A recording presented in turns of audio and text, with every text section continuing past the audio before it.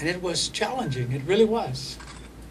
I had to learn as much as I could. I came to the University of Texas with Dr. Nevares, and I asked him, are there any people here who can give me a quick overview of some of these programs so that I can be much more prepared and be able to fight for them on the State Board of Education.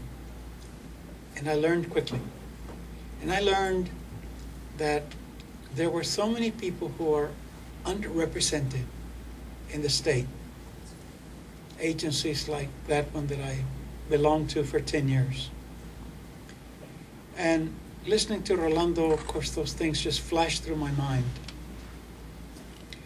And I remember so clearly having taken a group of 45 superintendents, vocational program directors, and others interested in listening, rather in seeing what I had described as the magnet high school system in Houston.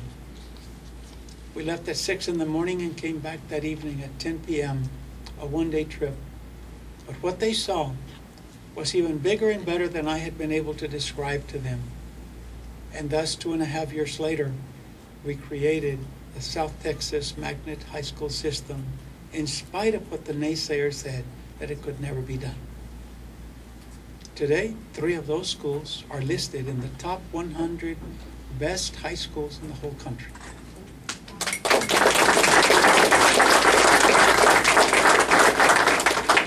Later, I remember being in my office when a group of men from the McAllen mission area came to see me at my office at H&H, where I was the president of the company, of the family-owned business. And I was asked to consider leading an effort to create a community college. They said, we've tried it for 25 years and it's always failed because they don't want a new taxing district.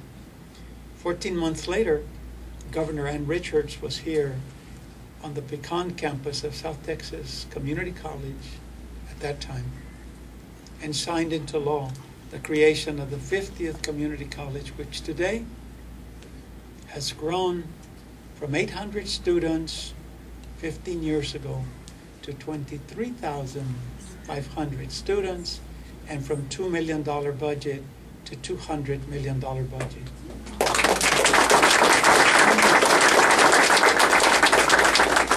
My senator from Brownsville told me, state senator, he says, you know, Hosa, you're always blue skying. He says, you dream up these things that are impossible. It can't be done. But that was all I needed, the challenge that. And I told him, I was a member of the Texas JCs, and they taught me one thing. Always have the mindset, the attitude that you don't know it can't be done. Regardless of how many people have tried it, you may find another way to get from that point to the point you're trying to get. And sure enough, we made it happen.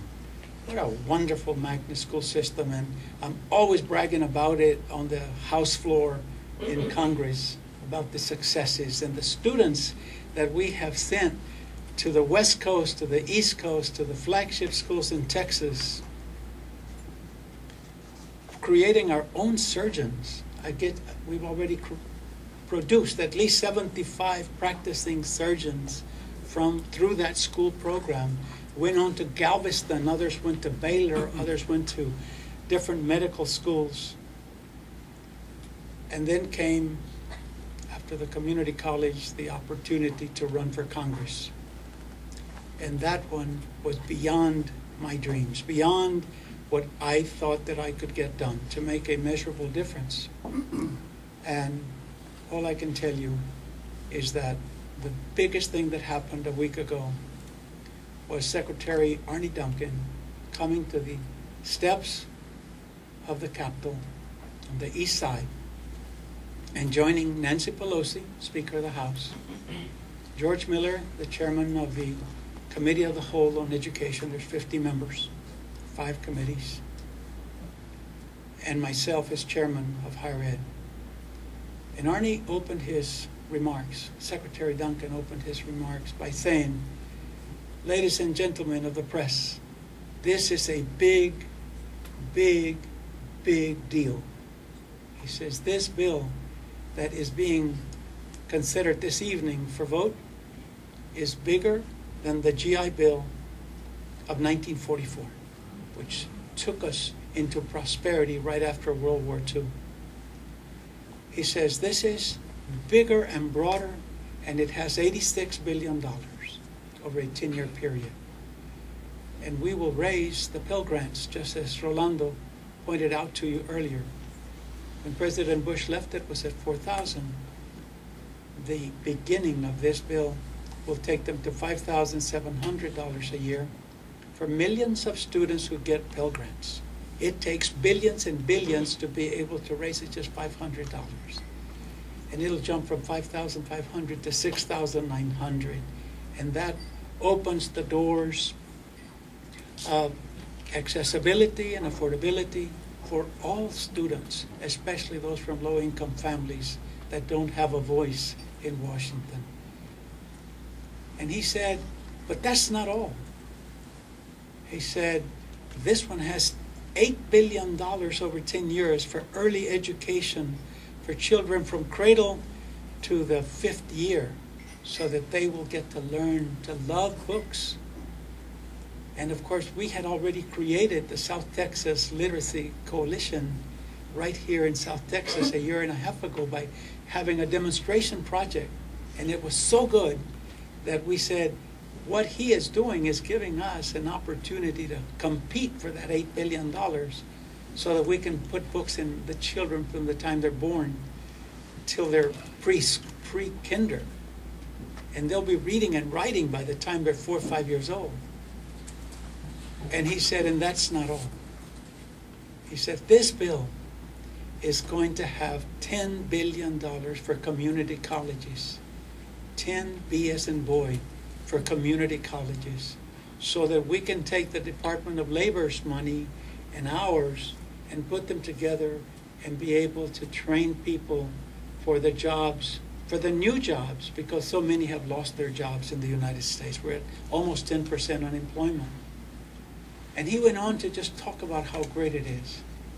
Ladies and gentlemen, I'm the chairman of that subcommittee, and to see it get passed in my committee by 44 out of 50 votes, and by 254 votes in the House floor last week, you can imagine how it feels to be from deep South Texas and be able to lead an effort that gives us those kinds of results. The investment in human capital, being able to raise the level of education attainment in our area, producing a trained workforce. And again, I will see that double digit that we have of 10% drop back down to 6%. And you know, all of you are old enough to remember that we had 3 decades of double digit unemployment.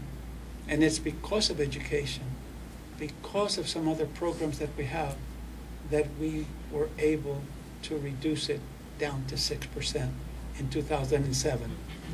So those are some of the thoughts that were going through my mind as I listened to Rolando. Again, Rolando, Gilbert, all your staff, with all the genuineness that I can muster to say thank you, I appreciate it very much. Thank you.